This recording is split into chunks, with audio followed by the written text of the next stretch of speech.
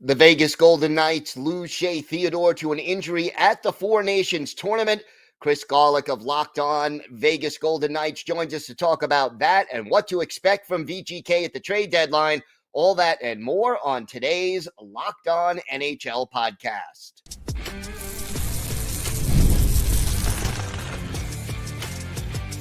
You're Locked On NHL, your daily podcast on the National Hockey League. Part of the Locked On Podcast Network, your team every day. Gil Martin here, and welcome everybody to the Monday edition of the Locked On NHL podcast, part of the Locked On Podcast Network, your team every day. I want to thank everyone who makes Locked On NHL your first listen every day. Don't forget to subscribe on YouTube or wherever you listen to podcasts so you get new episodes as soon as they drop. Today's episode is brought to you by FanDuel. Right now, new FanDuel customers can get $150 in bonus bets if your first $5 bet wins. It is my pleasure to welcome back to the show the co-host of Locked On VGK, Chris Gawlik. And Chris, VGK, the first team to be affected by an injury at the World Cup. Shea Theodore now week to week. Talk to me about what you know about this injury and how it's going to affect Vegas going forward. This was clearly a part of the script so they could skew the LTIR again, just so everybody knows. This was all planned out months in advance, and this is part of the script. More than the Chiefs were supposed to win the Super Bowl against the Eagles. Like, this script was even better written than that. No, listen, Theodore takes an awkward hit. It's like he's trying to protect himself, and almost like he was protecting his hand before the hit. Golden Knights came out and said week to week, haven't heard anything about surgery or anything like that. Elliot Friedman recently put out there he believes it's going to be much closer to the start of the playoffs. Week to week, what we know in VGK terms, that is more than a month, possibly less than 2 months, but it could be more. All depends if there's going to be surgery involved. If it's allegedly a clean break of his wrist or his hand or something like that, it could be nice and quick. If there's more damage than surgery is needed, it could be longer. So we know it's about an 6 to 10 week injury is probably what it looks like. And looking at a calendar, today is February the 16th. Oh, look at this. How perfect is this? The season ends Wednesday, April 16th. Exactly 2 months from today. Look at that. Amazing. So first things first, without making any moves, how do you pick up the slack for Shea Theodore not being in the lineup? He is a major part of this team. Noah Hannafin likely takes whatever roles Theodore had as far as special teams number one. Hannafin did come in and operate the power play for large parts of last season when he came in and throughout some of the playoffs, I believe. So, I mean, that's going to be a drop-off. Let's be clear about that. Shea Theodore was he's not a Norris contender, but if you were to take like your top 7 Norris contenders, his name would be in there. He's not among the Werenskis and the Makars and the Quinn Hughes and stuff like that, or Roman Josi for that matter.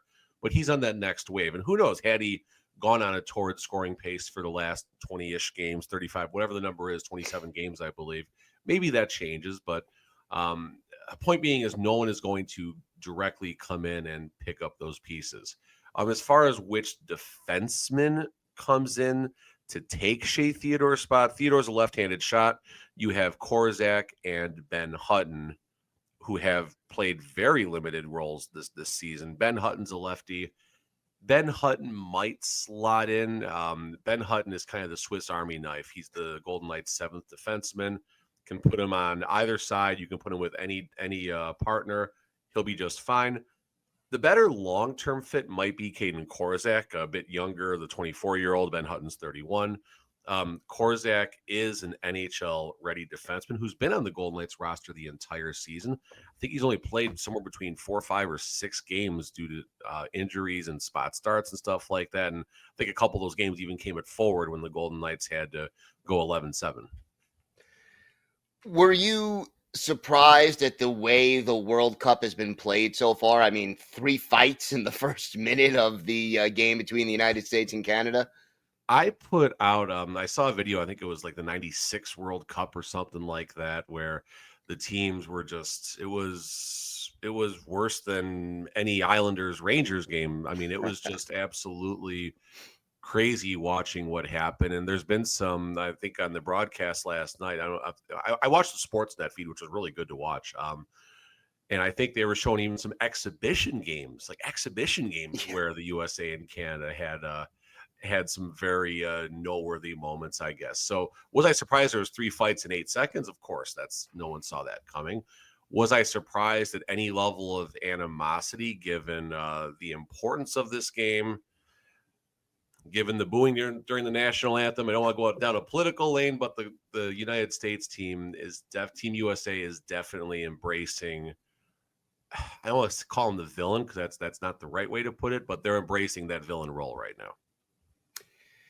Does the injury to Shea Theodore change the way VGK approaches the trade deadline? Oh yeah. I mean, listen, right now, the Golden Knights already have William Karlsson on LTIR. That's $5.9 million right there. Shea Theodore has a cap hit of $5.2 million. 5.2, 5.9, carry the one. That's $11.1 million.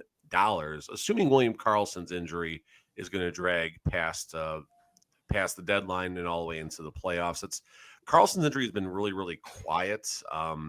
This is a lingering issue going back to last season, where in William Karlsson's words, his hamstring wasn't chilling.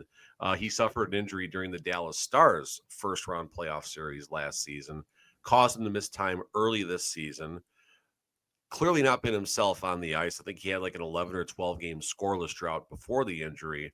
There was some scuttlebutt that Karlsson's injury was going to keep him out of the World Cup, and he was put on LTIR even before that happened. So over $11 million, and the Golden Knights have 2 injuries in Cole Schwitt and Tanner Pearson, a couple lower-level players, but right now they are impacting the Golden Knights salary cap. They are on the VGK roster. That's another $1.5 million.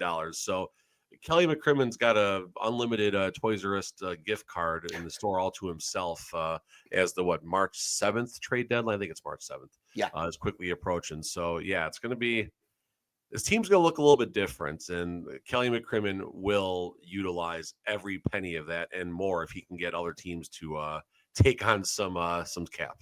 So what are they going to be looking to add, and what are they willing to give up in order to get it? F those draft picks. Sorry, I said that, but that's just how it is. Whatever draft picks the Golden Knights have left are in play. There's 2 second-round picks in the next 2 years, first round in the season after that, so 2027, I believe. I don't know how far ahead you can trade draft picks in the NHL. I don't know if they can go that deep or not. If they can, they will. I can assure you that. Far as prospect, I always thought the Golden Knights would be considering trading a defenseman as the deadline approached to address, that's the word I was looking for, address their issues with their lack of depth on the wing, but obviously that changed right now. So going to be looking at defensemen, going to see what's out there, and they're going to be looking for a winger, possibly a center as well. We heard Brad Marchand. That's the latest one right now. Brad Marchand is linked to Vegas right now. There's, again, rumors, people are linked to a lot of different places right now.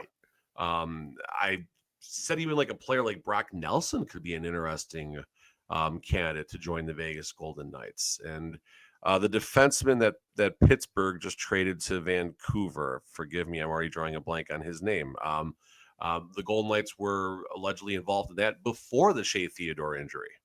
So with all of that knowledge, I have no clue what they're going to do.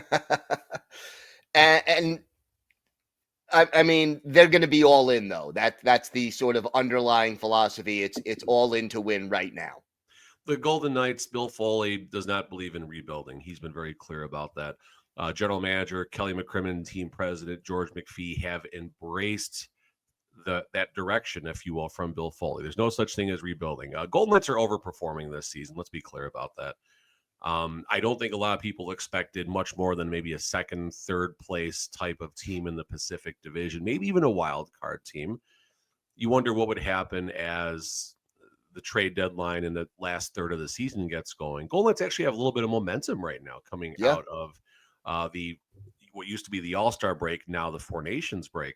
Won their last 2 games, and they played some good hockey in a time they normally play poor hockey. So, yeah, the Golden Knights are, using your words, all in to win, to say the least. And every penny of that LTIR pool will be put in play. I can assure you that, and then some. All right, Chris, why don't you tell our viewers and our listeners where they could find the podcast and where they could find you and your co-host on social media? Yep, Locked On VGK or Locked On Golden Knights, I think is the official way to say it. YouTube, anywhere you catch your podcast. I'm at TD Chris G on Twitter. Again, that's like touchdown TD Chris G. All right, Chris, thanks so much. Thank you. Today's episode is brought to you by FanDuel. When the game tips off, the NBA action is just getting started, and there's no better place to get in on it than FanDuel, America's #1 sports book. With FanDuel, you could place live bets throughout the game, so even if you miss the opening tip-off or want to bet on a fourth-quarter comeback, you can stay in the action. And if you're looking for a bigger payout, you could even combine your live bets into a same-game parlay. I love using FanDuel's live betting feature because it keeps every moment of the game exciting. Whether I'm backing my team for a late game rally or picking a player to hit a clutch three, I never feel like I missed my chance. Plus, the app is easy to use, and when you win, you get paid instantly. Right now, new FanDuel customers can get $150 in bonus bets if your first $5 bet wins. Just visit FanDuel.com to join today. That's FanDuel.com for your shot at $150 in bonus bets. Make every moment more with FanDuel, the official sports betting partner of the NBA.